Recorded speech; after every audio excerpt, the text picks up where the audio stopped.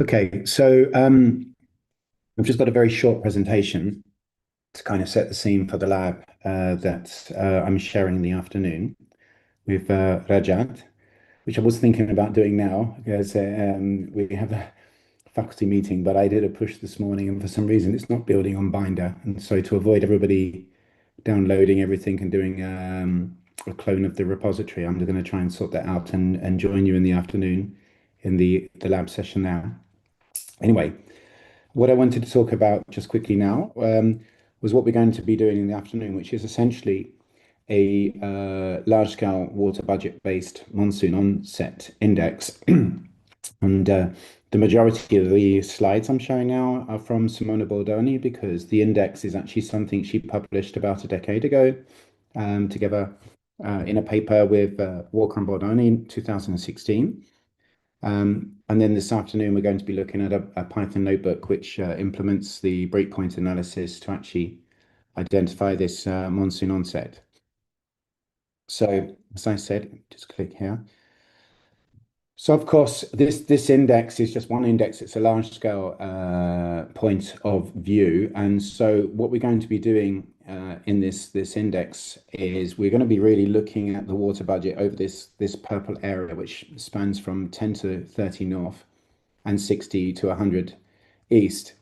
So it's going to be an all India single onset, should we say, index, which of course, onsets can be defined locally and on a continental basically scale. I mean, if we look, you've probably seen this already many times, but if we look at, for example, last year's index, of course, depending where you are across the continent, you have this progression of the monsoon rains. And so if you define a local onset, it varies as you move across the continent. So we're just instead looking at this large scale budget and implementing a single onset. And here in the bottom left here, Kerala is outlined in blue because, of course, one of the definitions of the onset is based locally on the rains in Kerala. So what we're going to be doing is developing this large scale index for the onset and retreat of the monsoon system. And the idea is that the index is supposed to be robust, independent of individual thresholds, and indicative of the changes in the circulation. Okay, so we want to basically have an index that allows us to analyze the seasonal transitions. And the original paper of Simona was basically using the NASA reanalysis and the GPCP rainfalls. In my notebook in the afternoon, we actually use a different set of source data. So I'm actually using the ERA 5 reanalysis, but we'll see in the afternoon when we look at the notebook that the results are very similar between the two sets of data. Okay. And so, as I said, the index is going to be based about the water budget. And so the water budget basically is if we look at the sources and sinks, so basically the atmosphere loses moisture through precipitation, it gains it through evaporation, so P minus E.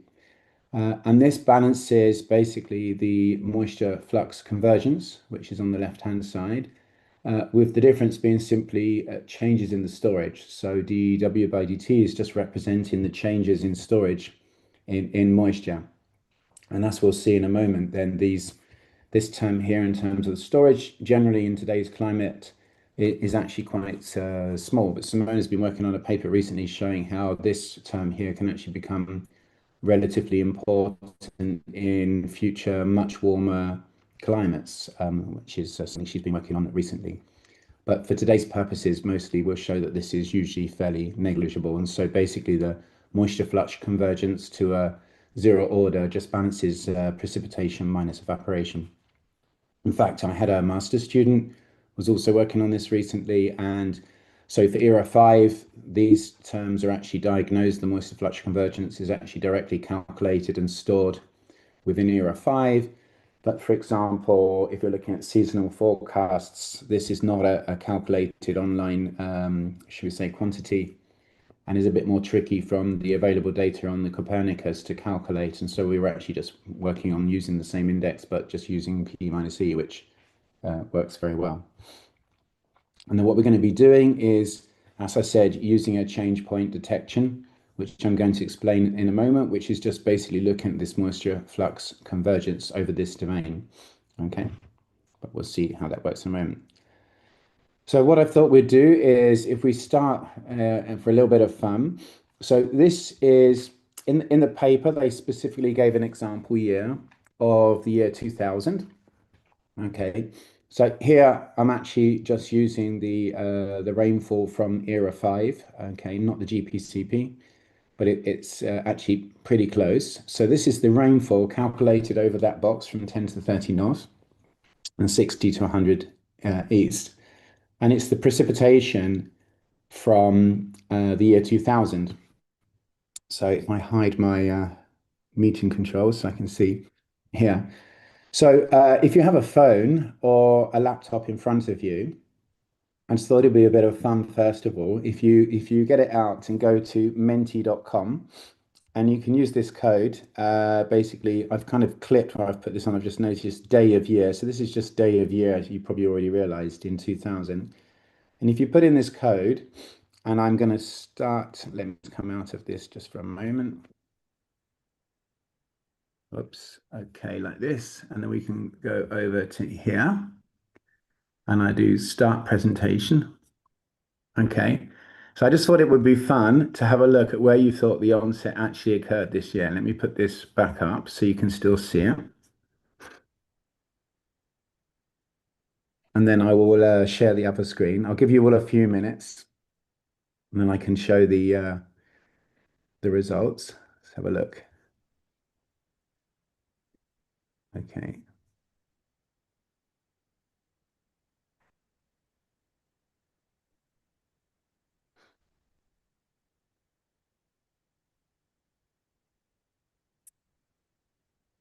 Okay. Answers are coming in thick and fast now.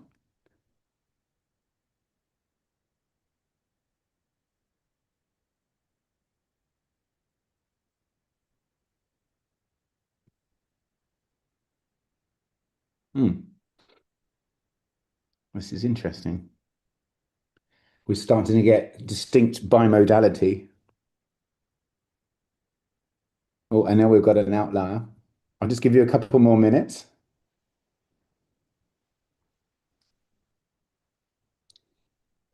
Or a couple more seconds, I should say.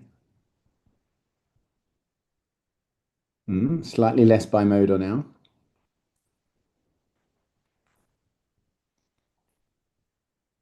Okay. Last call. How are we doing? Oh, the bimodality is starting to disappear. We're definitely getting a consensus coming out now. I'm going to switch to the other screen now.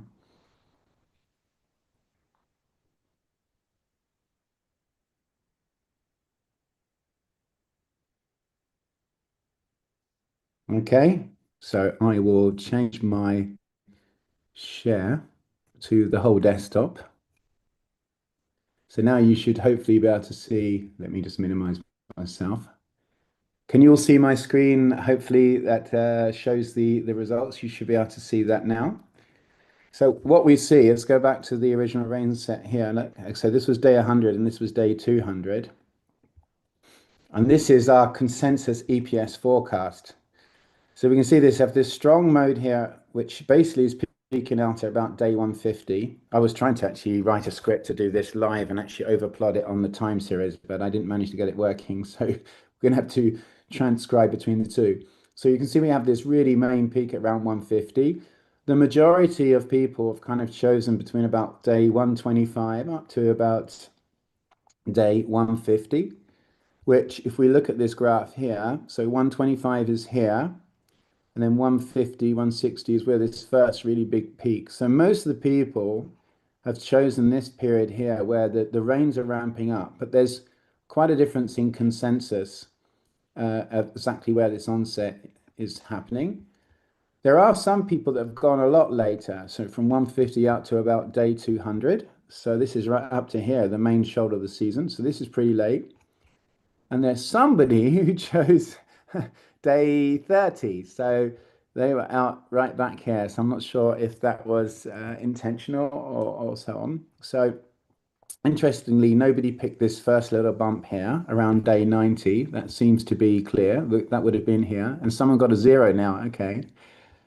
So I think the first message there is that there is quite a lot of difference in opinion. Just out of interest, maybe we'll do that at the end of the talk. I also had basically a question on the cessation, but I think we'll skip over that because I think there the cessation is maybe even less clear, and I think you would have a much wider set of answers there because you have this kind of like slower ramping down of rains in this particular year, which is not always the case if you look from year to year. And you can do that in the afternoon. In fact, the Python notebook will enable you to plot different years. But anyway, let me go back. Oh, sorry, that's not what I need to do. Just do that again. And so you can tell I'm getting old. I'm technically completely inept these days. Okay. So I think the message there is it's not clear looking at this noisy rainfall plot exactly where you might want to make a definition of the onset. And so what we tend to do is maybe kind of imagine a kind of a threshold in rain and try and basically look at this. Okay. So let's have a look basically at all the components. And so this is basically a plot of all of the different contributions. And so this dotted line at the back, you'll recognize as the one I just plotted. This is the rainfall. So you can see that first little bump just before day 90, and then these peaks like occurring from day 150 onwards. And so now we have all of those terms in the budget plotted over one another. And so this solid line here is actually the evaporation. And now, of course, as we would expect, if we look at the evaporation term in terms of millimeters per day, we can see that in the pre kind of season, in the dry season, of course, it exceeds precipitation. So P minus E basically is negative at that point. So we have loss of water vapor from the land, and so P minus E is a net source to the atmosphere. You can see, as the very dry hot period basically proceeds, we can see this tailing down of the evaporation as the soil moisture reduces. And then, of course, it starts to increase once the first rains start, and you can see it increasing. But the seasonal cycle of evaporation, of course, is much less than the precipitation. So we can see generally that there's this kind of period here in the middle, which is basically a period of where P exceeds the evaporation. Okay. And then the mass moisture flux convergence over the road is this thick black line. Okay. And so what we can see is it basically traces this P minus E more or less. If we look at basically the period in the early part of the year, we have essentially exports of moisture due to the fact that evaporation is exceeding precipitation. So we'll have like basically low level divergence and exports of moisture out of this box. And then this turns positive later on. And it tracks P minus E fairly well because the storage term, as we mentioned before, it bumps around, but basically you can see it is fairly close to zero, which is this light green line here. The red line we'll come back to in a moment, what that actually is. Okay. So what we're going to do is we're going to use this for our index that we're going to work on in the afternoon. So now I'm only plotting the moisture flux convergence for this year. And as we see, it's quite noisy, but it traces, we can see very much the mirror of the precipitation. There's that day 90 event. We can see these kind of main peaks within the season where we see this strong, basically sub-seasonal variability of breaks and active phases of the monsoon. And so what we do is we take a smooth picture of this by basically integrating this to get the cumulative moisture flux convergence over the zone. So this is just the time integral of the previous plot, which you can see, well, this is what we're actually plotting here in this thick red line. So it's the cumulative moisture flux convergence, just integrating this. And so you can see it's dropping down with this negative. When we have this event at day 90, there's a little bit of a blip up and then it continues to fall. Okay. And at this point here, it stops decreasing and starts to increasing when we go to basically net moisture flux convergence. until we reach maximum just before day 300 in this case, and then it starts to drop down again. So what we're going to do is we're going to basically define our monsoon period to be the period when we have this basically this net moisture convergence. Okay, and so we're going to kind of define this minimum to be the onset and this maximum to be the cessation.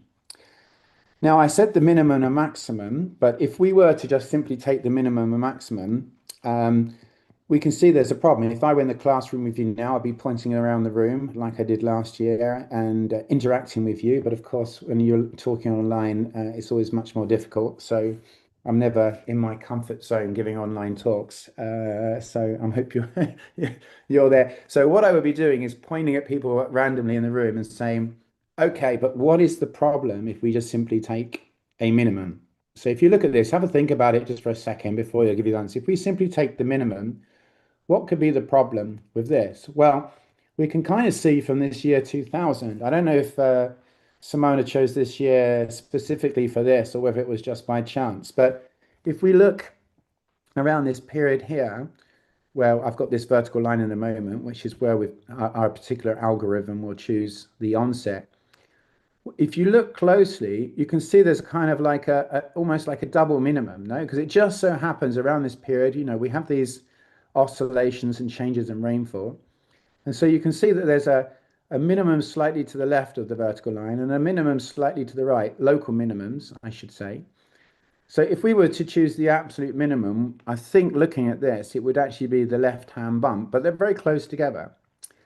And so here we kind of highlight immediately the kind of problem we have is if we just took the minimum of the cumulative moisture flux, then we can have an index which would be very sensitive to small perturbations, which is not what we want. Because what I mean to say is that we might choose, in these cases, these minimum are quite close together.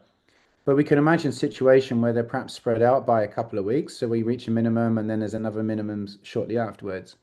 So we could have a situation where the absolute minimum is perhaps this one to the left, but it would only take a very slight change to the rainfall to actually have the right one as the absolute minimum. So you have an index which is very, very sensitive to small perturbations. You could imagine that maybe you use GPCP and he would choose the left. You might use a gauge-based rainfall product or something else like iMerge, and it might actually choose the one to the right. So you would end up with an index for the onset, which would be sensitive to the measurement that you're using and so on. So we really don't want that. We want to choose an algorithm which is much more robust to small perturbations. Okay. So what they did in the paper instead then is just use a segmentation analysis or a breakpoint analysis based on linear regression. And so what we do is, for example, at the moment, and we'll see that later, of course, we have these kind of three phases: decrease, increase, and then decrease again, which of course cycles into then the next year. So if we just focus on the, say, the first 250 days, what we can do is we can basically do a linear regression in two slices, okay? And so we'll go through the algorithm in the afternoon. So here we just have a kind of a fit to the first part and a fit to the second part, okay? And then we just basically choose the onset to be this point here where we change from the first linear regression to the second linear regression. How do we actually choose where that break is going to be? Well, we basically just simply cycle through all the possible breakpoints, and then we'll find that the one that we choose is the one that minimizes the mean error. So the square root of the root mean square error between the fit and the original time series. So if we shift this chosen split to the left or the right, the fits will become poorer. You can imagine if you have a split here, and you'll have a much larger error. So in the Python notebook in the afternoon, we'll be going through this step by step and just showing how this breakpoint analysis works very briefly in the time that we have, okay? And so that basically enables us to choose this onset point using this linear fit by minimizing these errors. And that gives us something which is much more robust, because rather than being just based on the local details around these minima. Of course, these fits are accounting for all of the data in this series here, right from day 0 to day 250. So any perturbations in the details locally won't have a big impact on this chosen onset date. Whoops. And then of course, then we can actually do the same thing for the latter period here in the reverse. So here we're taking a series from day 200 to the end of the year, and basically we have this fit here. Okay. In the notebook, by the way, here this fit is shown with the beginning of the following year added on the end. For simplicity, in my notebook this afternoon, we're just going to chop this off right at the end of the year. So I just take the 365 days. That's another small difference to my notebook and the original algorithm as published. Okay. So here we're going back to the full moisture budget that I was showing earlier. Okay. And this is actually the plot from the original paper now. And here we have these chosen onset and the cessation here. So this is actually with the original data, but you can see the details are exactly the same. This is the plot from the paper. The one I was showing earlier was the one I lifted from the notebook in the afternoon, just to show you here and emphasize that the details don't change when you swap between the data sets used originally and the era 5 we're using in the afternoon. Okay. And so that was just to emphasize again that this breakpoint analysis is not disturbed by this early event. Okay.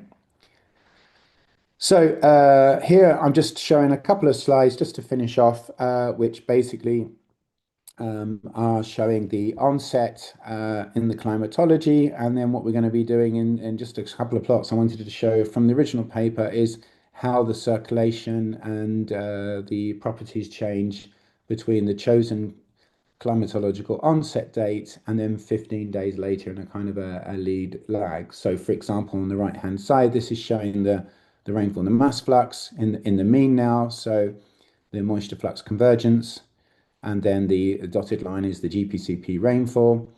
And so this shows the mean climatological onset date, which is about a third of the way through this increase.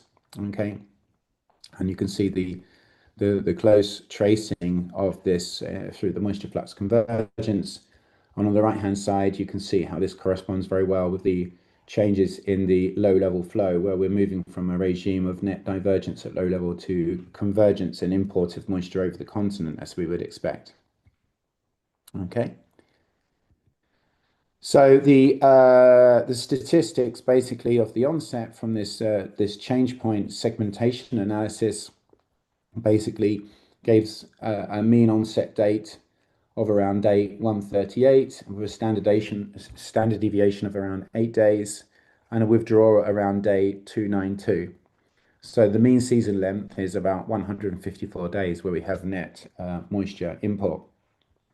And then here at the bottom, we just have a kind of a corresponding comparison of the time series of these onset dates with other indices. So we can see that this is the change point index based on this moisture flux convergence. And this, you can see, corresponds well, but tends to lead some of the other published onsets, such as the Wang et al. Onset index, which is based on the circulation, or the blue line here, for example, is the locally defined onset over Kerala district that was highlighted earlier. But you can see that the general correspondence from year to year is reasonable, and the moisture flux convergence index tends to lead the others, though, by on the order of I think it's 10 days is the average over this period. So this is our local index, and on the right-hand side, we're just regressing this onto the large-scale index, so we can see where basically the large-scale index corresponds more strongly with local rainfall-based onset indices. So in particular, corresponds well over the Kerala. We have a high correlation, and then it also corresponds very well with the locally onset date in terms of correlation over the northeast. Okay. And so then just lastly, just to show also other, should we say, relationships where we see basically the temperature at 200. You can see the onset again. It leads slightly the main warming in the upper atmosphere over the continent, and the low level increases in the basically the moist static energy or equivalent potential temperature in the boundary layer. So we can see where we have the moistening over the continent and the onset. And then finally, I thought this was nice as well. So I borrowed this from Simona's talk where she shows again how the onset, we can see as we go from day 0 to day 15, is really corresponding to a big increase in the meridional gradient of the moist static energy or the equivalent potential temperature in the boundary layer. So we can see the moistening over the continent. And so we increase significantly this north-south gradient. Whereas, of course, if we look at the temperature, Simona likes to emphasize that basically, as we have the onset, then we actually have a reduction in the gradient of temperatures. So she likes to emphasize that to kind of say, well, in the old days, there was this picture of the monsoon being almost a kind of a large land sea breeze kind of circulation, and that the warming over the continent drives the monsoon. And this shows, of course, as we is quite well known, that for almost a century now, in fact, that the temperature gradient actually reduces over the monsoon when we have cooling once the rain's actually onset. So I think that was all I really wanted to show for this. And in the afternoon, then in the latter part of the onset, I'm going to hand over now for the other onset talk now. But we'll be going through a notebook, which I want to try and get the binder restarted again. I accidentally pushed with another huge with the new book. I rebuilt the book, and there were a couple of notebooks which were very large, and they seem to be killing the build. So I wanted to run it on binder so that you can all basically follow the class without having to basically clone the notebook and run it locally on your laptops. So I just need to get that reworking in the next hour or so, and then we'll be looking at that in the afternoon class, basically going through this step by step so you can actually play with the segmentation analysis and examine how the monsoon onset changes from year to year. First of all, looking at the year 2000, that was the focus year in the paper, but then you can also use it to go further and look at like basically onset indices and maybe compare it to your own favorite index. Okay, so I'll stop there. Thanks, Adrian. Questions? Hi, nice talk. I just wanted to ask, you were showing Podoni water budget equation. In that, you are showing one term d omega by dt. You explained completely about cumulative MFC. What is the importance of d omega by dt? So that the omega, the W term is not omega. Sorry, probably I should have gone a little bit slow there. I mean, this is basically the total water in the column, and so dW by dt is just the change in storage. So if we go to this term here, or this here, so basically, well, the moisture flux convergence over the domain basically has to balance the precipitation, which is a loss to the atmosphere, the evaporation, which is a source. And if these are exactly equal, then the storage, the amount of water in the atmosphere doesn't change. Well, you can imagine this, basically, we can bring this to the other side and actually define it in my notebook. In fact, actually, let me see if I can do that. Aspetta. Let's go to the entire screen, share, and then I should hopefully, let me get rid of this. And bear with me just a second. Or these meeting controls. Why do the meeting controls always show up in the... I was trying to fix this. Here we go. So this is my notebook. Let me just see. No, it's happening. Here we go. Oh, this is the binder version. Let's do this. Sorry.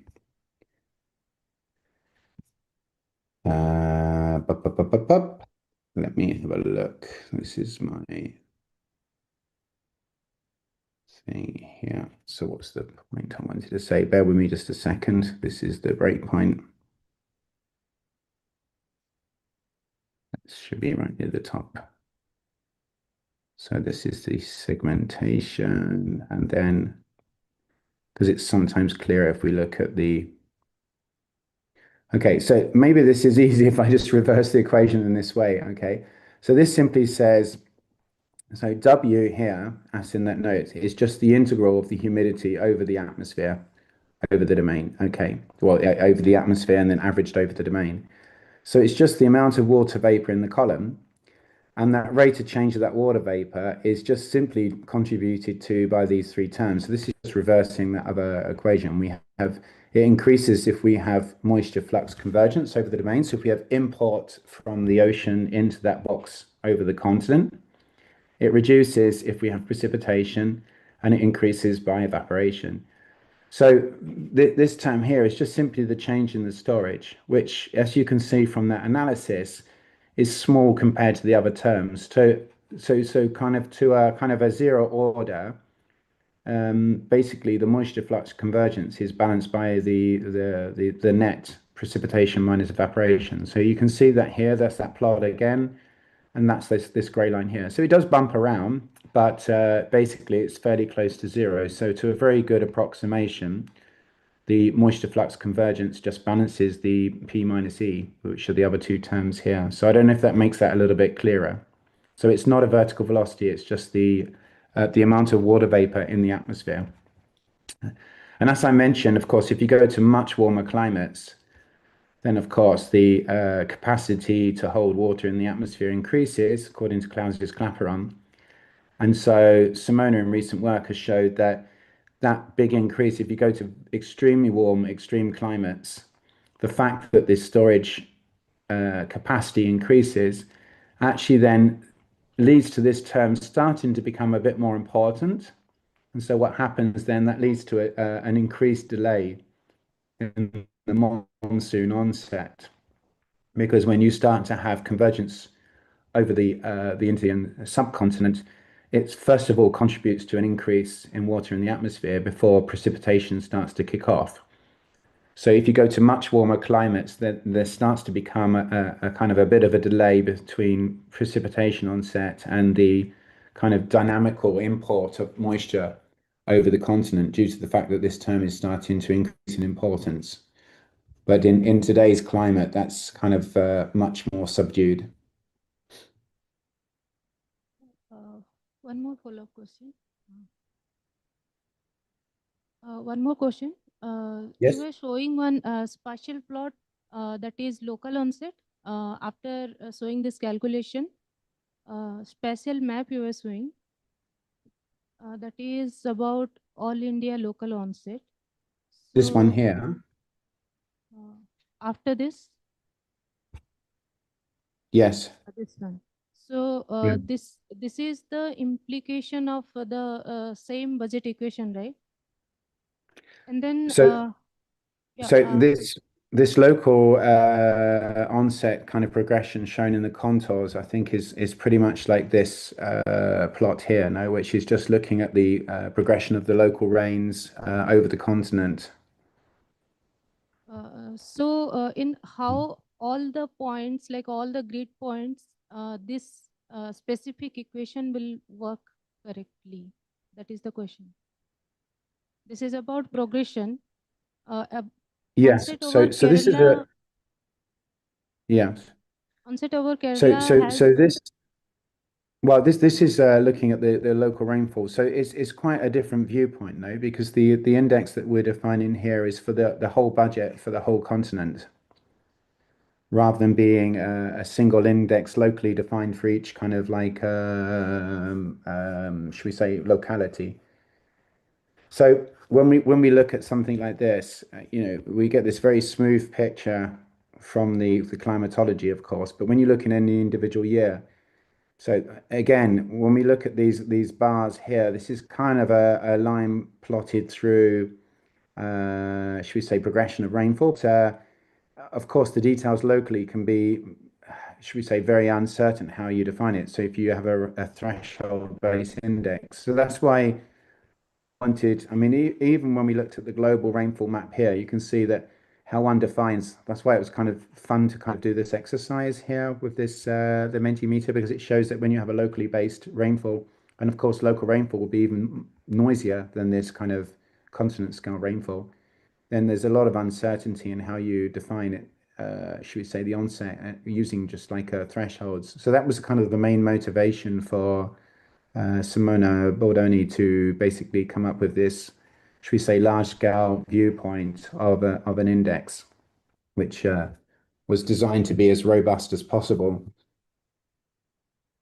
So we can say this is a progression of monsoon, right? Yeah, so this is should we say, a large-scale viewpoint of the monsoon onset, but as I said, based on this import of moisture, the whole idea of that is to make it as robust as possible and as least sensitive as possible to basically perturbations in rainfall. And that enables then in the analysis of Simona to have a look at then basically the changes in the circulation and how they correspond to this, should we say, this the budgets of moist static energy and water. I'm not sure I'm answering the question clearly, but I'm not sure I fully understood. The mic from her, so I think you did, but now she cannot tell because I got the mic. Okay. So anyways, I have a question which is somewhat related. If you can go back to your correlation map that you showed. Yeah. So, like what might be the reason behind the variability in correlation? Like there has been a growing body of literature that says the onset over like Eastern India happens sometime in May. Even in the precipitation animation that today morning actually we saw, Michaela showed, I think that Simona also shows pretty often, like precipitation migration from south to north for monsoon. And then you can actually see even in the climatology that the precipitation onsets over Eastern India much earlier than Kerala onset. So how does this index capture that? Or if it fails, then what do you think the reason might be? Because I can see very low correlation over Eastern India in this plot. So, I mean, basically my presumption was, and I think there are people in the room who are much more expert on this than I am. For example, Mick would probably be in a much better position to answer this. But my assumption was when I was looking at this, that it's associated with basically the mean circulation in terms of where the moisture convergence occurs in terms of input over the continent. I don't know if Mick wants to follow up maybe with a comment on that, if she's in the room. I saw her on the camera. Would you agree with that, Mick, or am I misinterpreting that when I looked at this plot? That was my interpretation, but as I say, I'm not so experienced in this area. Mick, do you want to follow up? I don't know that I have something particularly intelligent to say, in the sense that all the theories that we have for this region kind of, yes, they follow this idea that that it's the rain band going north. And so the fact that you have an east-west component to this is not at all captured. All the theory is that I presented today is zonally symmetric, right?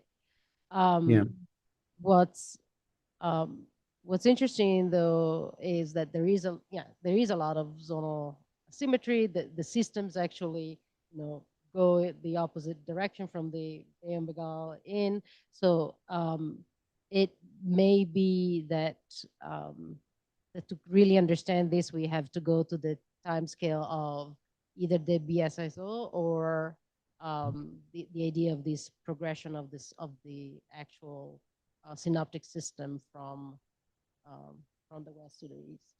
But I don't know. It's a good question. I mean, I was assuming that, I mean, I haven't got a ready-made plot here, but I was assuming that if one plotted a climatological picture of the circulations, that you would have, I mean, first of all, you've got the flow into the Western Ghats, which is kind of shown as high correlation here. And then I was presuming that the other main inflow it would basically be in the east. But as I say, this is because I've worked more on should we say the African monsoon, I'm a little bit less familiar with the the dynamics of the monsoon here. So that's why I'm hoping that somebody in the audience would know better than me for this. I have to admit my. Yeah, I mean, I think there was. Is it? Yeah, I think there was. I'm not pretty clear about that, but maybe the DWDT, the storage term that we thought is small, might not be small in some of the regions, particularly the regions that have like larger amount of evapotranspiration. And if I remember correctly, there was one paper by someone from the group of Vimal Mishra who look at rainfall recycling, and that I think they found it to be larger over eastern India. Okay. But seems like maybe that is somehow related to this. Yeah, although I'd be surprised if the very high correlation in the north, I'd be surprised if that's linked with storage because that's over the high topography, and the storage would be even lower there because of the high topography. So you would have a much lower column water vapor in those areas in general. If you look at the mimic data, for example, you see that that's going to be a relative minimum because of the height. So maybe the recirculation. And I was just wondering if it was just corresponds to the mean dynamical pitch, because you have the import from the southwest over the eastern part of the Indian continent, and then also the convergence over the Ghats gives those very high rainfall in the southwest. So I don't know. I'd have to try and construct. I don't know if I'll have time before the afternoon session. Maybe I can do it for later in the week. Perhaps to also regress onto the low-level flow and from era 5. I'll see if I can do that. If I don't manage to do it this week, I can try and do it for next week and add it to the talk. It might be interesting. But as I say, it's not something I've actively worked on here. I was really, I thought it was kind of interesting to put this together in a notebook, but I'm afraid, as you probably can see, this is not my area of expertise. Okay. Okay, so let's thank Adrian again. Thanks very much. And we'll see you, Adrian, in about an hour. Yeah, I'll take the second half of the afternoon because I have a kind of an emergency faculty meeting, and it's a 1.5 hour slot, which I think on the program was meant to be shared. So if it's okay, I'll come in the latter half. So after Rajat, if he takes the first part of that session for the material that he wanted to show, because we were supposed to share this hour actually, and I've gone and hogged it all and taken the whole hour now for this. So I will try and be quick with the notebook. Is that okay if we do it that way around?